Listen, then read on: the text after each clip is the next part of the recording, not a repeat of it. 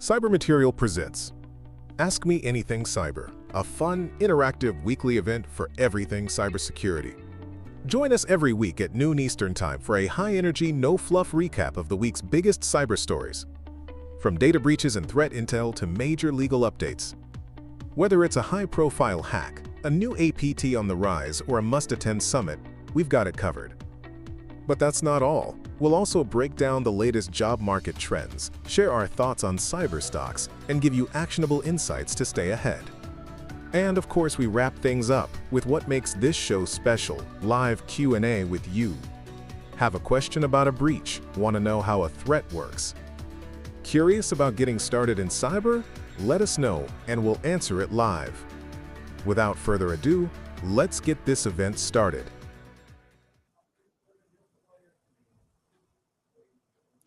Hello and welcome back everyone to another episode of Ask Me Anything Cyber. I'm your host Rapti Pal and we have a very special event planned for you today. Joining me is my co-host Sofia, the CTO of 911 Cyber. Hi Sophie, how are you doing today? Oh, we cannot hear you. Hi everyone, how are you? How is it going? I hope you're doing well. And we're also honored to welcome our special guest, Dr. Avi Chaudhuri, the CEO and founder of the Kulinda Consortium. Hi, Avi, how are you Hi, doing? hi, Prapti. So nice to be with you. Yeah, it's great to meet you today. And I really do look forward to today's discussion with you, Avi. And today we're going to talk about the reality of QR code scams, supply chain frauds, hotel scams, booking frauds, and even how cyber criminals can take advantage of trust in trusted platforms. And for the viewers watching us live, feel free to drop your questions on our live chat, whether you're watching on YouTube, LinkedIn, or Substack today. Make sure to bring your questions, and we'll get them answered by our cybersecurity experts present here today. So let's begin. Avi, for those meeting you for the first time, can you share a little bit about your journey and how you moved into the field of brand protection and anti counterfeiting? Well, first of all, it's great to be with you, Prapti and Sophia. This is a very important thing that you're doing, bringing awareness to this problem. So I got started in this field about 20 years back. I was actually traveling in India when I had to buy an antibiotic that didn't work. Mm-hmm. And the doctor said this is a spurious drug. It's a term commonly used in India to mean counterfeit. And that just blew me away. I bought it in a metro in a large city at a major pharmacy. And so I was a victim of a counterfeit drug. And so that pretty much stopped me in my tracks. And I wondered, okay, So how is it that we can protect consumers, patients, people who are just wanting to go buy medicines to, get them well or their family, the relief? And so that's what started my journey. I didn't know anything about anti-counterfeiting Uh-huh. technologies. I started studying about it, and then through a series of events, as happens in our lives, I ended up where I am today. But it was a fairly interesting and circuitous journey through many different phases. That's an interesting story. And about the Kulinda Consortium, what kind of work do you lead through it and what inspired you? So after I started my journey in this field, I worked with various technology providers and worked with their technologies to essentially start protecting products, largely medicines. That was my focus because of my own experience. Then when COVID hit, I thought, well, I'm a scientist by training, and I thought I'd go back to academic teaching and so on. But I guess my journey wasn't over yet. And I Mhm. sat down. I couldn't travel anywhere, and I had time on my hands. So I thought, okay, what can I do? Well, the one thing that always bugged me was the counterfeiting problem, especially of medicines in Africa, where the World Health Organization says 20, 30% of medicines are fake, and not much was being done about it. So I sat down and brought together all the experiences I've had, the knowledge I had gathered, the people I had met, the companies I had worked with, to Right. really put together a program from the ground up, to work in Africa, to bring it to Africa. And I think we'll talk a little bit about that later. Uh, but that's exactly what I began doing. And so I set up an organization called the Kalinda Consortium. It is an alliance of different solution providers that I brought together. Mhm. And we called it Kalinda. Kalinda is a Swahili word that means to protect, which is very apropos, given that we're working in Africa and we started working in East Africa. Mhm. Yeah, that's actually really nice to hear. And I was wondering what Kulinda actually stands for. Thank you so much for letting me know that. And you work in product traceability and product authentication in supply chain visibility. Now, Mhm. how do those areas connect with cybersecurity today? And can you explain like what would be their fundamental differences? Yeah, so that's a very good question. So the way I put it is, let's say you've got a counterfeit medicine, and I'll actually show you an example of one. This is Lipitor, which I think a lot of people know what it is. This Hmm. is actually from Kenya. This is a fake drug. Okay, now it's actually a fake drug, Hmm. Uh-huh. and so how do you protect a consumer from not buying that fake drug, right? And so there are two arms. There are two different ways of protecting consumers. One is traceability. And so the way to think about it is, and I'll use an example of this medicine here. Okay, this is a Mm-hmm. thyroid made by a very large company, and this is made at a plant, at a manufacturing site. But then from there, it goes through a series of points, distribution points, warehouses, and so on, before it arrives at the pharmacy from where Mm-hmm. we can all buy that. So traceability, the fundamental theory behind traceability is to document the route that this drug has taken from manufacturing to dispensation at the pharmacy. And all along the route, knowing who has had this drug for how long and where it's gone from there, and to document that in electronic form. That is drug traceability, or track and trace as people call it. Okay. Okay. And that is one way of trying to stop the problem, right? And the idea is, if we know for genuine drugs where it's gone through, then, well, that will protect people because they're getting an original drug coming through the regulated supply chain. The problem with that is it's very, very costly. It's very complex to do that. Everybody in the supply chain has to participate. And these programs generally do not work well. Just to give you an example, in the US, the drug traceability program in the US was signed into law by President Obama in 2013, and it's still not been fully executed or elaborated. And it's been 12 years now. So that is drug traceability. It's kind of, think about a courier package that goes from your hands to the recipient, and all along the way you Mm-hmm. can track it on the web and so on. So that's traceability in the broadest sense. The other, which you mentioned, is authentication, which dispenses with all of that. All right. You don't have to go through all of that cost and complexity, is to put something on this product that a person, whether it's an inspector or whether it's a consumer, ideally a consumer, which is where we Yeah. work, can pick this up at the point of sale, do something with it, look at it, or interact with it with a With phone, an with a app. smartphone, Yeah.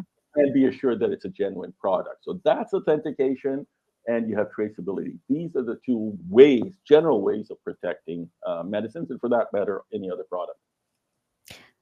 Thank you so much, Avi, for explaining to us the fundamental differences. And Sophie, from your Yeah. experience, how do you see the overlap between the physical supply chain fraud and cybercrime? Are these boundaries becoming less and less clear, as the days go by? Mhm. Yeah. So what Dr. Avid Chaudhuri is doing, it's amazing because Mm, I can see how it can overlap with cybersecurity in the sense of like physical security. yeah.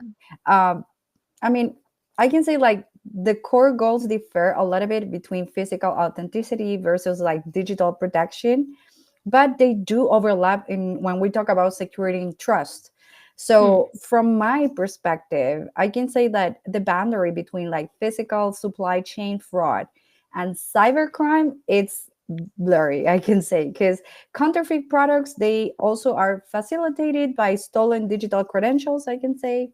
They uh-huh. can manipulate shipping data, or they could be malware that compromise tracking systems.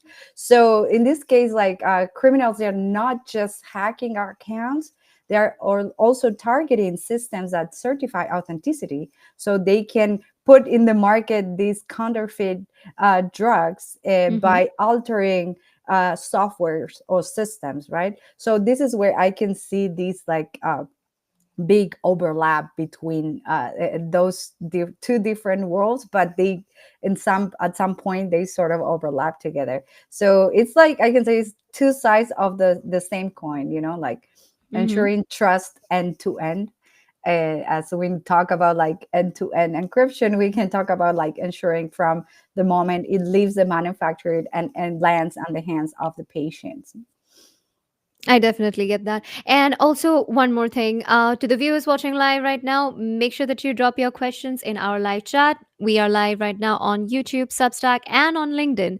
So, if you have any questions, get them answered today. And Dr. Avi, going back to you, since your core work focuses on fighting counterfeit medicine, right? What are the main ways counterfeiters are targeting consumers today? Well, I mean, there are many different ways of looking at that. I mean, the first thing Hmm. is, let me bring back this counterfeit pack. Now, this pack is from some years back, and obviously Hmm. the packs have changed and so on.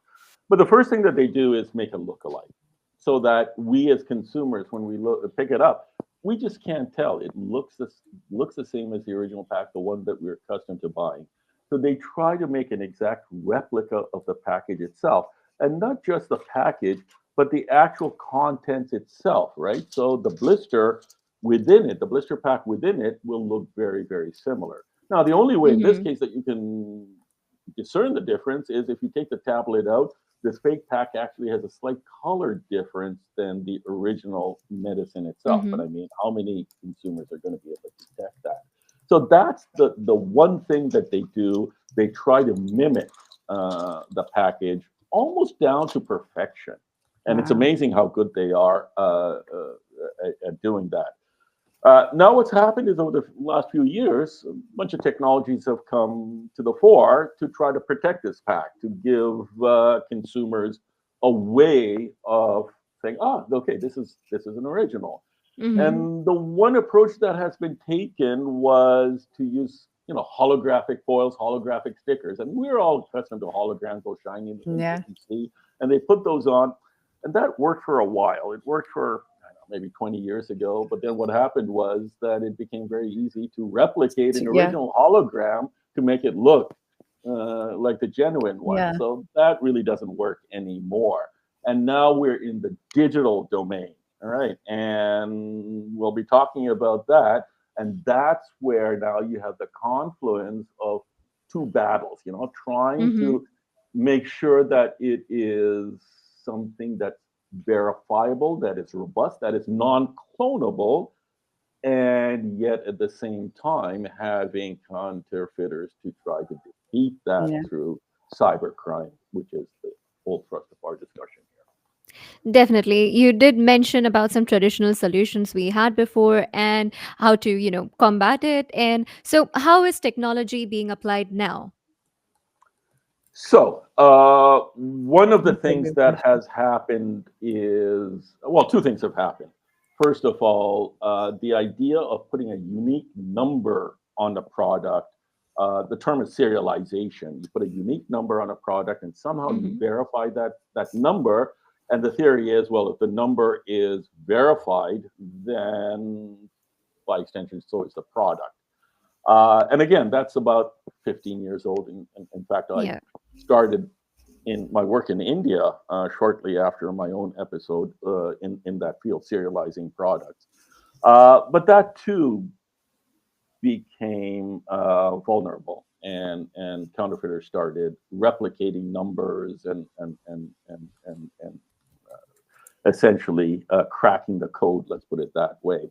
The other advent, I said there were two. The other Yeah. was the appearance of 2D barcodes. Now we see them everywhere, QR codes, for example, and so on. So the emergence of 2D barcodes on product packages is something that also happened, and that is the new thing. Now QR codes are also very vulnerable, as we're finding out through recent episodes in India, and I've written a whole bunch of articles on that.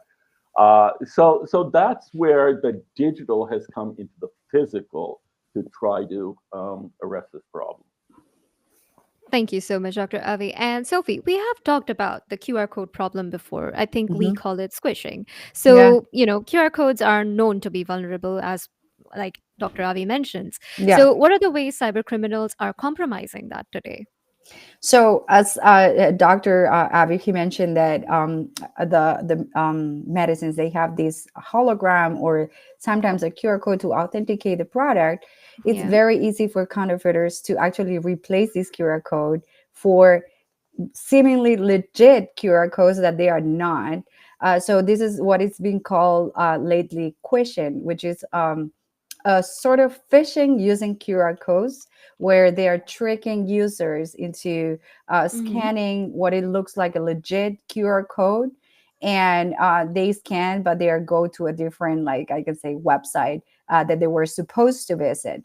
So they're like, I can say it's surprisingly easy target for cyber criminals to actually replace these QR codes. So it happened in the past, in my experience, like happened. There were like stickers of QR codes on the parking meters here in New York. And Hmm. they were like, people were scanning thinking that they were making a payment to their legit parking site, but it was actually replaced by the fake website. So people were putting payment credentials or like credit card on this fake website through just Hmm. a QR code, because people saw it pasted on the parking meter on the streets. So they were just assuming it was like the legit website. So this is how easily like attackers are using QR code to trick users. So at the end of the day, it is always the authenticity and how we can leverage the authenticity of a product through a unique identifier system. So I'm very like much open to hear what Dr. Avi's solutions are in this, especially in medicines, right? Yeah. And Dr. Avi, as Sophie mentioned, we are very eager to hear from what you think about it. And, QR codes are vulnerable, and I would like to know, why are they still used as a security tool?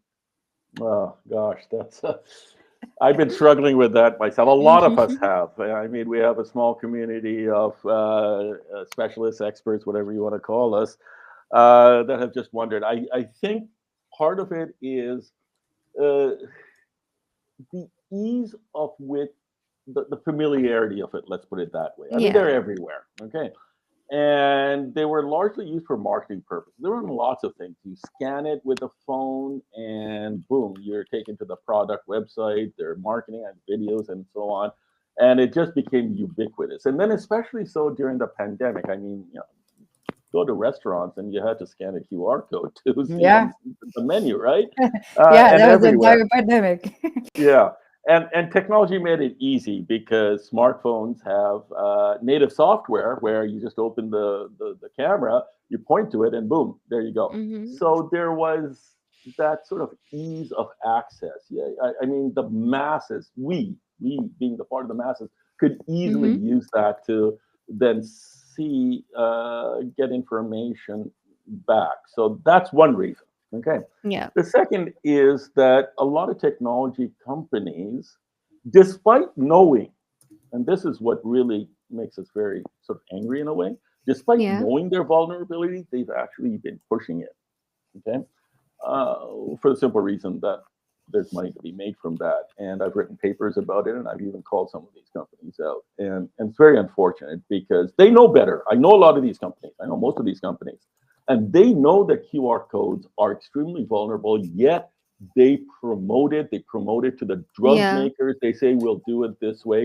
And the third factor is, at least in medicines, there is an international organization. You may not have heard about it. It's a European standards organization known as GS1. They create the Okay. standards for traceability of drugs through the supply chain. And recently, what they came up with is a formatting structure to put into QR codes, to put onto medicines, to be able to validate that medicine. Right.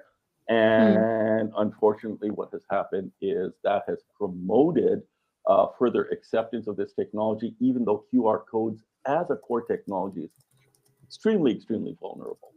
Mm-hmm. Thank you so much for your answer. And we actually have another question coming in, and it is about QR codes. Mhm. So hello, Tony, welcome to our live stream. And just like Tony has asked questions, please make sure that everybody watching our stream right now drop your questions and we'll get them answered. This user is asking, hey guys, what is the best way for brands to secure dynamic QR codes used in marketing campaigns? Hmm. Yeah, So, Sophie, you so want to take that? Yeah, I mean, this is a great question because we always talk about like quishing and victims. yeah. So what we came up with an idea on how they can do it is just to put the URL under the flyer or whatever you're creating. I know QR codes are a shortcut for users just to like scan it, but sometimes it's like a little bit like giving another layer of trust is to add the URL what this QR code actually is taking you to. So Mm, if the person doesn't want to scan the QR code, they can just type on their browser the URL directly. So that's one of the ideas that we came up with for Mm. these type of like quishing attacks. Yeah, thank you so and much. yeah, and Yeah. that is very appropriate for marketing purposes. Now, what if a QR code is being used for an anti-counterfeiting purpose, right? Mm-hmm. Where the important outcome is to assure a customer, the patient, consumer, that that is a genuine medicine. And the Uh-huh. advice that I Yeah. give, I think most of the specialists would give, all of them probably, is avoid QR codes entirely because of the quishing or phishing, QR phishing, quishing Yeah. possibilities, as well as the many ways that can be defeated. And a very small example is India announced in late 2022, a program that went into effect in 2023, that the top 300 selling drugs should have a QR code on them, all right, with various pieces of information that would come back to the consumer after you scan it. Well, Yeah. within a matter of months, several drugs were found in the marketplace, fake drugs with fake QR codes. Okay, Mm-hmm. and I've written quite a few papers on this, so those who've been following my work know about this. And so the bottom line is, for anti-counterfeiting, avoid QR codes. It's just going to be a disaster, period. Right? And there's just no two ways about it. And anybody who comes and promotes QR codes for anti-counterfeiting, I'm not talking about marketing. Mm-hmm. Right? There are ways Yeah. you can get around that. Okay, that's not as it's not as dangerous, right? Okay, I mean it can be, obviously, as Sophia just Yeah. said, but the worst thing you can get is false reassurance. And there have actually been cases, which I have documented, where a fake drug with a fake QR code that is being scanned will tell you that it is a genuine product. And Oh, that's the Mm-hmm. worst thing, false reassurance. You are taking a medicine that you are assured as a consumer is genuine when in fact Yeah. it has absolutely no therapeutic value. Yeah, definitely a huge health risk. And I really hope that we can find ways, to overcome all of this. And, Dr. Avi, when we were talking, you talked to us about a fake hotel listing. Now, I know Mm, that we're going to talk about it. So, can you walk mm. us through what happened and how you realized when something went wrong? Yeah, so this was a personal experience. Yeah. I happened to travel with my wife last week. Whenever I'm in India, we try to go around, and we went to the fabled city of Varanasi.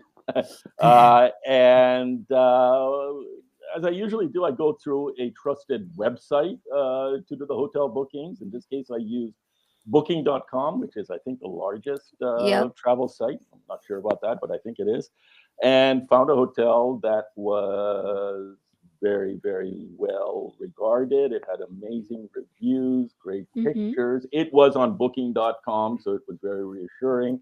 But even then, you always still go through the reviews because there are certain hotels on that site that you wouldn't want to stay in. So you go through the reviews, you look at the location, you look at the fact that it's on that site, and so on. So we booked it. Now, what happens in India for a lot of the smaller hotels, and this was not there aren't that many major hotels in this city, and you want Yeah. to stay at the smaller ones. What happens in India is they don't take credit cards. So what they do is they ask you to transfer the money to their bank account. That's something common. I've done it in the past, never had any problems. Yeah. So therefore, we went through with this, sent it over there.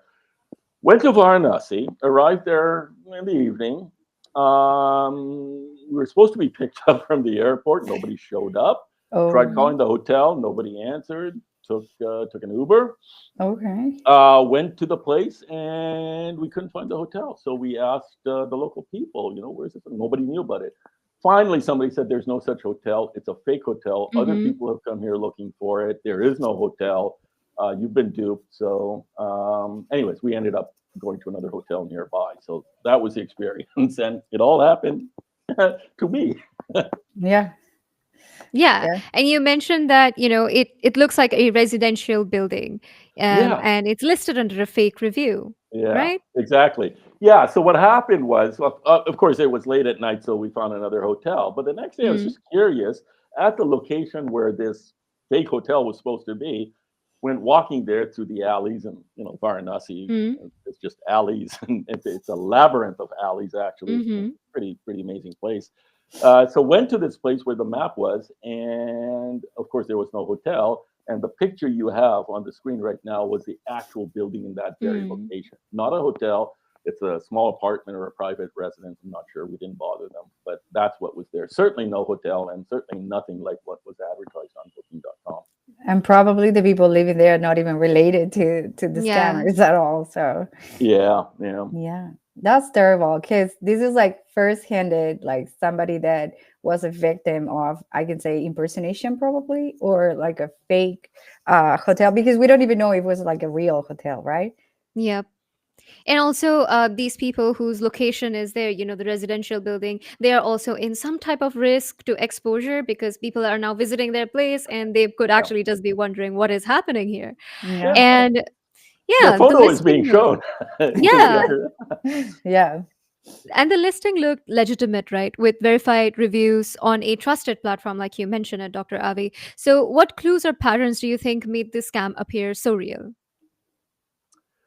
Well, I think the first is something that Sophia said at the outset. You have to have trust. At the end of the day, you've got to trust your sources. And so when you have a major site like Booking.com or any of the others that are similar, I mean, Mm-hmm. there's a certain level of trust that you place in the information that you are seeing there. And by the way, I've been working with Booking.com to find out what happened in this case. And my questions to them have been, well, what kind of due diligence are you doing? Because we as customers, and in this case, I was a customer, Yep. I mean, we can't do that due diligence until we're actually there. From afar, there's no way we can tell. We can only go on what is on your site. So the question to them was, what kind of due diligence were you doing? What kind of KYC are you doing? Or know your customer. Yeah. profiling. What kind of background checks did you do? We don't expect everybody from these sites to go and visit the hotel, but there are ways that you can investigate to make sure it is a legitimate place. And And Mm-hmm. I usually haven't heard back sometimes from. like Sorry. sometimes booking.com, they manage the payment. Like you Yes. put your credit card on booking.com and they Yes. share Yeah. the That's right. information with the Right. hotel. That's But right. in this case, the booking.com was not even involved at all. No, in a lot of the smaller hotels, they don't, because the hotels don't work through credit card systems and so on, and they make it clear that you've got to deal with the payment directly with the hotel, however that is. Mm-hmm. Pay upon arrival, but usually what happens in India, and I'm supposing many other countries, you have to do an advance payment. In this case, it was a full payment for our stay there. Yeah. Actually, we have a question coming in from LinkedIn asking you, Dr. Avi, did you get any refund? Well, I've asked for one from Booking.com because, after all, it was we trusted them. No, so far I've been getting a little bit of a runaround. I haven't heard back, so I can't say. Yeah, but I'm not here is willing to like, say no who yet. who I do mean, you it's ask it's to a refine to? Like, it, do it's you it's a ask work in progress. booking.com? Like, Yeah, it's a work in progress. Let's say that. yeah. Yeah. The thing is, like here, Dr. Avi, he did a wire transfer to the hotel Right, bank account. right. So it's not like he processed the payment through booking.com or Yeah. through a credit card. It was just a wire transfer. So when that happens, the consumer, it's a little bit less protected because when you're doing a wire transfer, they ask you for a lot of like, are you sure you want to transfer money to this? Do you Mm-hmm. know this this party? So there's another like different like fraud components when you're dealing with wire transfers. But again, that's I think you should keep trying on getting your refund. I Well, mean, I don't know. I guess I could hold out hope still. But you brought up a very good point, because the thing is, you are making a transfer to a bank account, and I think I can divulge what bank that was. It was called Canara Bank, Canara Bank. Yeah. It's a fairly major bank in India.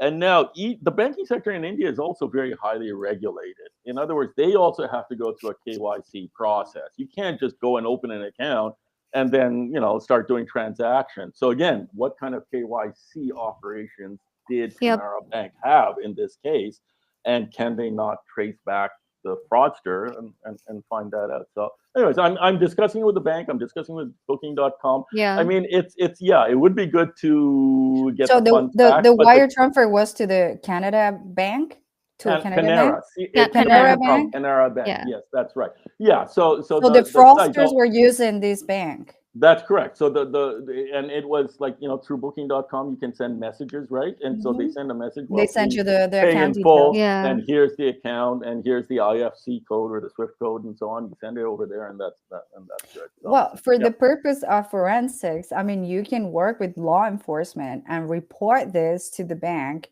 And even like you can even like say that this bank is hmm I can say harboring yeah, scammers because yeah, they are using Mm-hmm. their well-known or brand from Canada, yeah.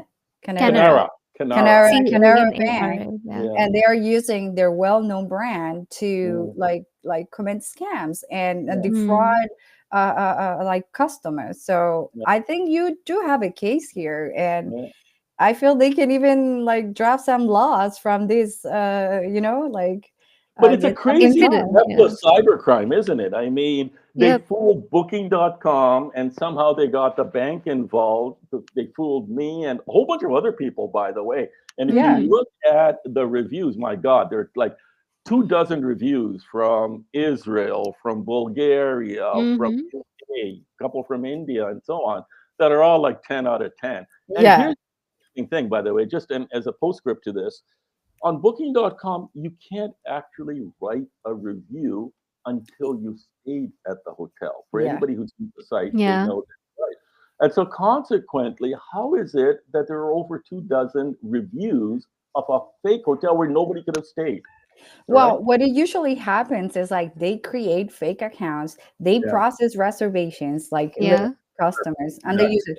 There's a lot of like I can say reviews as a service in the dark web Mm-hmm. that you Yeah. can get them for a few like Yeah. couple of Yeah. So, dollars. Like it's so not it a was big quite deal. sophisticated. And It you was say, you really know quite what? sophisticated. I will pay you, write me a few reviews, and that's it. This ain't work for Google reviews. Like Yeah. you can Right. buy a package and you will get a lot of good Google reviews on Google Map. So there's like a whole collective of cyber criminals like working together to make this Mm. happen.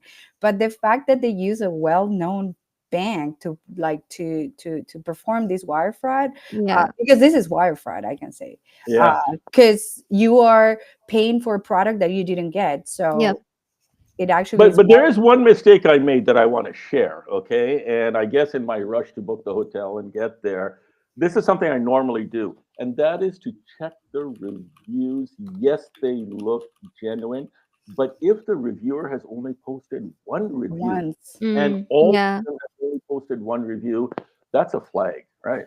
And that's what I didn't check, right? And if Yeah, I yeah, had done that due diligence myself, I think I would have some light red, flashing lights would have gone up, right? But yeah. that's Yeah. something to think about, right? Whether it's a And Google review or it's a Booking.com review, you see this a lot on TripAdvisor, especially, and where you just get anybody can write TripAdvisor, right? yeah, You just put one review. It could be your cousin, a friend, or something, and gosh, yeah.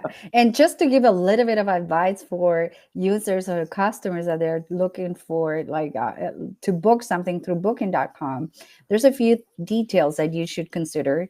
For example, Mm-hmm. if the reviews are like from the past few months, I can say 2 or 3 months, Mhm. probably it's a fake listing or a new listing.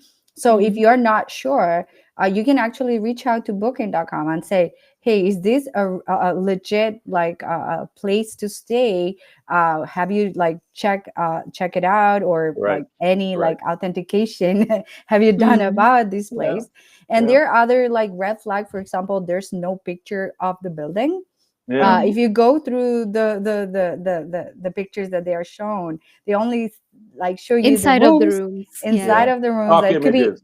could be anywhere in the world. Yeah, Yep. right. And if they would have posted the picture of the building, probably any Google search, you would have been able to check the Google map with Yeah, Yep. Street View and see if the images like coincide. Matching. Mm. Yeah, so those are like some, like I can say, red flags here.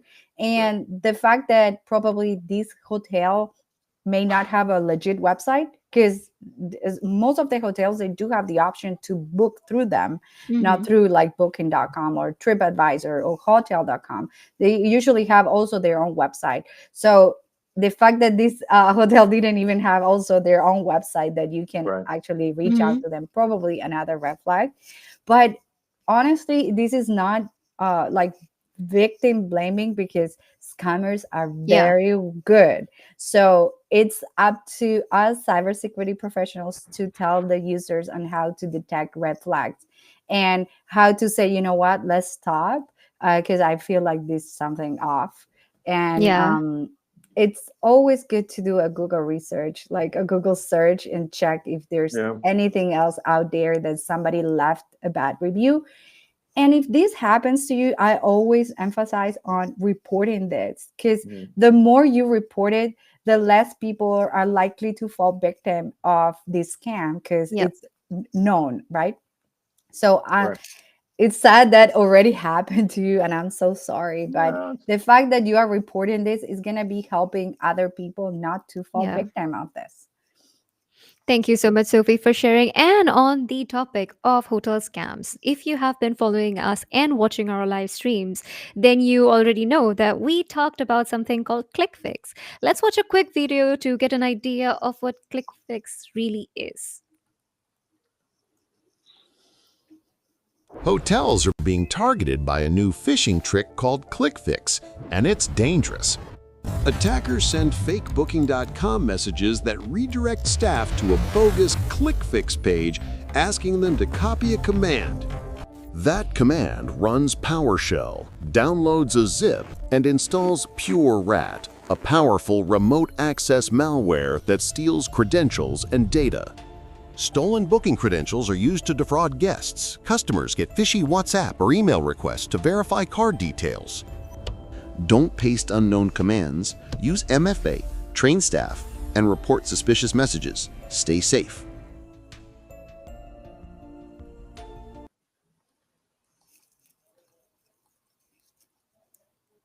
So, Dr. Avi, now that the viewers have a little bit of more idea about what ClickFix really is, and it targets hotel staff through fake booking.com messages, what immediate steps should hotels take to prevent credential theft and avoid operational disruption?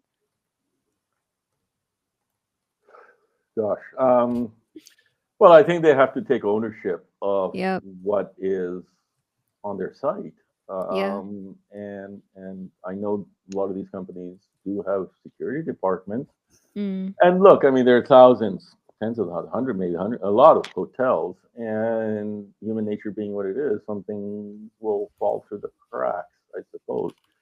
But now with the advent of AI, I think they can Mhm. automate a lot of that and start really putting a hand, getting a handle on this. Because Mm-hmm. ultimately, if you lose trust in something, then that's that's your best currency as a brand. As a brand, once Mm-hmm. you lose that trust, then what do you have, right? I mean, am I going to go back to Booking.com for future bookings?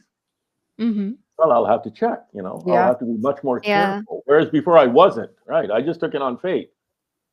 yeah, But yeah, now I'm going to be shopping around a lot Yeah. more. Right? So yeah. that's I think the thing. Right, Sophie? Yeah, yeah, absolutely. Definitely. And what I want to like build on this is like this is like a chain attack. So what it happens here is like they target the staff from through booking .com, and Mm-hmm. from there they get access to the database of the guests, and they reach out to their guests to get their credit card contacts, Mm-hmm. phone numbers, or any sensitive details. So it's like a 3 point, like first they attack booking.com, then they attack the staffing, and then from the Mm-hmm. staffing they access the information from the guest, and then the end victim is the guest. So as it happened to Avi, he was also like a victim as a guest, but in this case they directly attack the staff of legit entities, and they try to get like sensitive details, payment Mm-hmm. details, or like personal information from the guest. Yep. And we hope that through this show, everybody watching, you are able to spot the red flags before booking into any hotels, because we know traveling is something that we like to do very often. So be careful out there. And Sophie, about ClickFix, it spreads Mhm. through a simple copy and paste PowerShell command. What does this tell us about the role of user trading versus technical controls, in stopping these type of attacks? Yeah, and like what ClickFix shows us is that even like the small sophisticated malware can be deployed with just a copy paste. So that means like even if you train someone not to click on the link, probably somebody was like, I don't know, following a tutorial or a way to access a website or a PDF or whatever it is, Yeah. and they get tricked into running a command on their computer and calling a repository and downloading this powerful Trojan. So Mm-hmm. this is like a different social engineering technique that threat actors are deploying right now, and they are targeting the hospitality sector. And what we are seeing here is like booking.com, hotels.com are the primary targets of this type of click fix attack. Yep. So the main takeaway from this is like cybersecurity, it needs a layer approach, I can say. So we need awareness, but also like technology must enforce like rules so there's not an accidental bypass. So if you see someone in your organization running these type of commands, you can actually restrict systems on not to have like administrator access, or like easy ways for a staffing member to actually run this specific PowerShell code. So the fact that we are talking about it, it sort of has to raise like a red flag for security teams to implement this Mm-hmm. fix in their internal areas of the company. Thank you so much, Sophie, for your answer. And, we all just heard about Avi's story and about how a fake listing can trick almost about everybody. So let's look at another real scam. A Reddit user reported that after booking a hotel in Bangkok, they later received a WhatsApp message asking them to re enter their credit card details through a link. The message contained their full booking information, including name, phone number, reservation data, and hotel details. They want to know how the scammers obtain these details. So, Sophie, my question to you: when attackers have travelers' full booking details, like, as you can see, name, phone number, reservations, what are the most common ways that data is leaked? So this exactly sample is what happened from a click fix attack. So it looks like the scammers, they were able to access the hotel information, Mm-hmm. and they were able to impersonate the hotel to attack the guests and to target them into giving away like credentials or credit card information. So my advice to guests is like, if you want to double check, go downstairs to the reception and talk to someone in person directly and say, Mm-hmm. you know what? Why did you just send me a WhatsApp message asking me for my credit card details? I'm Yeah. just coming here with my physical card and let's just do it in person. And that you sort of bypass this like WhatsApp message saying, you know what, Mm-hmm. just don't bother, don't come downstairs. We just take care of it through here. So never give Yeah. away credential information if you don't actually contact the institution or the hotel or whatever, even if it's your bank or any other institution that reach out to you asking for credit card information. Mm-hmm. Say, you know what, I'm gonna call you back and I'm gonna double check if the actual legit organization that is reaching out to me. And Dr. Avi, in cases like this booking.com scam, what red flags should travelers look for, and what steps can platforms and hotels take to prevent attackers from contacting guests, from, forming highly personalized texts, that look like legitimate messages, like social engineering? Yeah. Yeah, I've been grappling with that myself a little bit after my own personal experience. I'm not sure I have all the answers. I'll leave it to experts like Sophia, and Mm-hmm. she's been guiding us a lot. I know what I'm going to do in the future. I am going to avoid hotels that don't take credit cards. Sorry, that only Agree. take credit cards, rather. Yeah. Okay, Mm-hmm. because then you're protected. Yeah.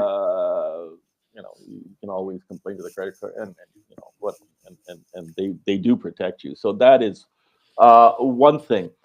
Um, I do have a bit of a solution for this, and I think this could even be a business opportunity, maybe for Booking.com or a third Mm-hmm. party. And that is to have some kind of an escrow situation. Yeah. Okay, so in other words, You release hotels the that funds. don't take, yeah, hotels that don't take credit cards. And look, not everybody can take a credit card. Okay, and we have to support those small businesses, right? I mean, there are mom and pop little hotels, B and B's, and so on. They don't take the credit cards in developing emerging markets and so on, and Mm-hmm. they're perfectly fine. And you can have a great stay there, right? They can Uh, replicate Airbnb models. That's what they do. Like Airbnb like gets the right, money and then it exactly. sends the money to That's right.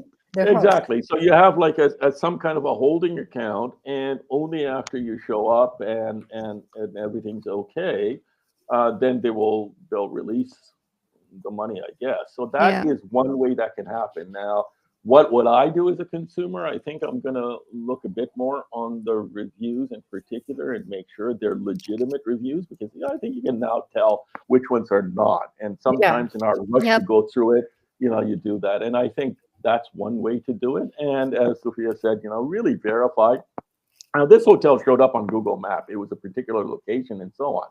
But oftentimes in Google Maps, you can also get an image of the hotel, right? Yeah. And you Yep. should be able to see that and verify that and so on. So anytime there's a situation where you're not working through a credit card booking and you have to actually pay upfront, uh, then I think these are the steps Yeah. that can be taken. Yeah, prevention is better than cure, and definitely best to go through the extra steps before confirming something. And before we move on, I want to mention that Eco Party will be taking place in Miami this year. Sophie, would you like to tell us more about it, please? Yeah, absolutely. So for the first time in like 21 years, Echo Party is coming to the US to connect with global hackers community like never before. So they just opened the call for papers. So anybody that wants to submit their presentation, it could be in any different topic related to cybersecurity. Hmm. This They will be able to submit their papers and to participate at this 2-day conference in Miami in May. So if you're interested, you can scan the QR code that we have here, but you also included the URL if you don't want it to Yeah. scan QR codes. So you can just type the URL or you can reach out to us. We will send the information over. So it is open for anybody that works in the cybersecurity field or even in counterfeiting medicines. That's a great Hmm. topic to see how the cybersecurity community can help with this problem. I feel like cybersecurity professionals can actually give you a bunch of ideas on how we can solve this. So everybody's welcome to apply, and there's a small deadline, so you need to check. It's until March 20th, so you still have a couple of months to check it out. So make sure to scan it and join us at Echo Party, the biggest Latin American cybersecurity conference now in the US. Super. Thank you so much, Sophie. And this question goes to the both of you. If you could change just one thing to strengthen digital security globally, what would you choose? Who would like to go first on this? Please, Oh, go Dr. ahead, Abbott. Sophia. No, go Oh, ahead. you can go. You can go. Well, I mean, You, one of the things is what I've said. When it comes to an anti-counterfeiting program, just stay away from QR codes. There are other symbologies that can be used, and they have to be closed. You see, the problem with QR codes is that they're open. You can insert a URL. The way they work is there's a URL in there that takes you to a site. Now, if you have a fake URL in there or a malicious URL in there, there's no way you can tell because you can't do that by looking at the QR Hmm. code, right? And so, if there is going to be some interaction with a digital tool, it's got to be done through a closed application, a dedicated mobile app or a reader or what have you through that. And that's what we're doing in Africa, by the way. The programs Hmm. that I'm setting up in various countries in Africa are actually closed. And we don't use QR codes, by the way, we use something else. And these are national programs, and the idea is it's a whole of society approach. Everybody that wants to will be able to download a free app, and then they start, using that to validate, verify their own medicines. So I think that is really a key thing, right? And Yeah. and just use technology wisely and stay Yep. away from things that are known to be vulnerable. okay. And what about you, Sophie? What will be the one thing? Yeah, sort of on the same line, but so far as like we haven't had like the chance to actually come up with a universal identity verification system for anything Hmm. that you do online. So you get like anybody can create a website, an email address, or a social media account, or fake reviews, and they can appear legitimate. So if there can be like a way that you can verify like digital identity, Hmm. that will be like the one solution to all. I can say. Thank you so much for both your answers, and especially Dr. Avi. Thank you so much for joining us today. Your insights on, counterfeit prevention, digital fraud, consumer safety, and for sharing us your story about the hotel scam. It was incredibly valuable, and I'm sure Thank the you. users, viewers got something out of it today. Thank you so much, Prapti and Sophia. It was great being here. So thank you, Dr. Avi. So if anybody wants to stay in touch with Dr. Avi, they can reach out to you on LinkedIn, right? You bet. Absolutely.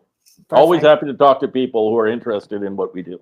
Yes, absolutely. That's amazing. So thank you so much. Thank Thank you you. so much. And before we, go towards the next segment, let us look at this week's cyber briefing, and let's first watch what the cyber briefing really is about. Stay ahead of the cyber curve with real-time alerts, incident reports, and the latest cybersecurity news, all in one streamlined, easy-to-read newsletter. Join more than 20,000 subscribers who rely on cyber briefing, available on LinkedIn, Medium, and now on Substack. Don't wait to protect your digital world. Subscribe today and stay informed with Cyber Briefing by Cyber Material.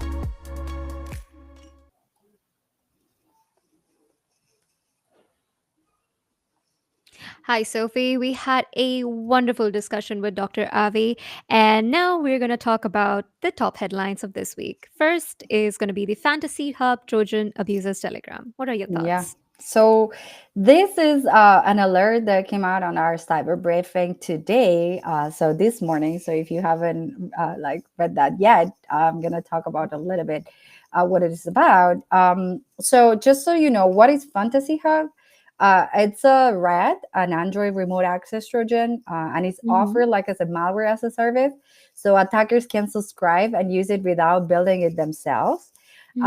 So what is happening right now is like sellers are promoting it on Telegram and on cybercrime forums. So once you get access to this tool once it gets into a device, they can steal SMS messages, contacts, calls, logs, images, Hmm. videos, or anything that you have on your Android phone. It can even intercept, reply, and delete incoming SMS notifications and Hmm. even your 2FA codes if you're using your phone number for OTP. So this is very important to highlight because this is as a malware as a service that we always talk Yeah. about, and it has a wide range of attacks. And you like users should be aware of this type of like Android Trojan that is happening out there. So hopefully. The team at Android, they are coming up with a patch so this is not affecting users. Thank you so much, Sophie. And what about the incident where, Iran backed hackers, leaked Australian plans? So this is a news that is a little bit worrisome because they are saying like Iran Mm. linked hacking group, which is called Tufan, and Mhm. they stole the technical designs and 3D model from Australia's infantry fighting vehicles after Mhm. breaching their defense contractor. So this is a supply chain attack. So they hacked the contractor. Therefore, they got access to all the information about the infantry vehicles from the Australian Army. So they leaked include like all the designs and how many sensitive specs they were tied to this supplier. Yeah. And it's a little bit like worrisome because it comes with a price tag of $7 billion contract.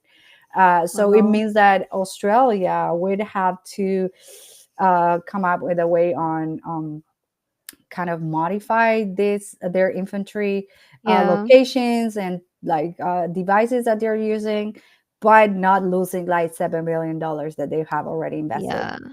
And Yeah. this must also take, some significant personnel to do it. So that is very concerning. Yeah. And for the news, police take down major malware operations. What about Yes. that? What is So, happening? as we always mention, we wanted to end with a good news. Yeah. So, in this case, Interpol, Europol, and Eurojust, they disrupted like a major malware infrastructure. It's called Operation Endgame. It has been going on for quite some time, but they have just took down more than 1,000 servers, seized 20 domains, and they carried a lot of arrests. It was for the Radamantis info stealer, and Hmm. it has been around harvesting credentials and mostly focusing on crypto wallets. So it's and they also took down a lithium botnet, which was like a distributed DDoS malware as a service as a large scale. So Yeah. this is great because we can get a lot hundreds and thousands of machines that has been infected worldwide. They were taken down, so it really matters because it sort of stops cyber criminals there and to keep like attacking users as they have been doing. So it's a really good news. I can say it's a global nature operation. There was a lot of agencies involved, a lot of countries like Australia, Canada, and a lot of European Union country members. So it was like a cross-border Yeah. coordination to take down this huge cybercrime infrastructure. Thank you, Sophie, for sharing your insights and breaking down our cyber briefing. And make sure that you guys subscribe to our cyber briefing because we share daily alerts, news, and incidents. So if you ever need to keep updated with cybersecurity world, all you need to do is hit the subscribe button, and we'll be there in your inbox every day, letting you know about everything that is going on. Yeah. Thank you so much, Sophie, for joining me today. And of course, a big thank you to Dr. Avi Chaudhuri. And we look forward to another great Yeah. session.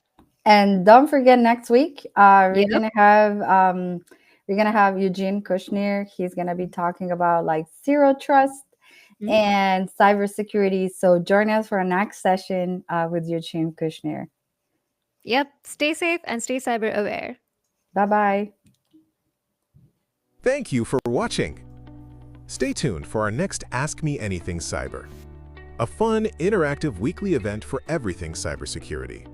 Join us every week at noon Eastern Time for another high-energy recap of the week's biggest cyber stories, from data breaches and threat intel to major legal updates. Whether it's a high-profile hack, a new APT on the rise, or a must-attend summit, we've got it covered. But that's not all. We'll also break down the latest job market trends, share our thoughts on cyber stocks, and give you actionable insights to stay ahead. And of course, we wrap things up with what makes this show special, live Q&A with you. Have a question about a breach? Want to know how a threat works? Curious about getting started in cyber? Let us know and we'll answer it live. See you next week.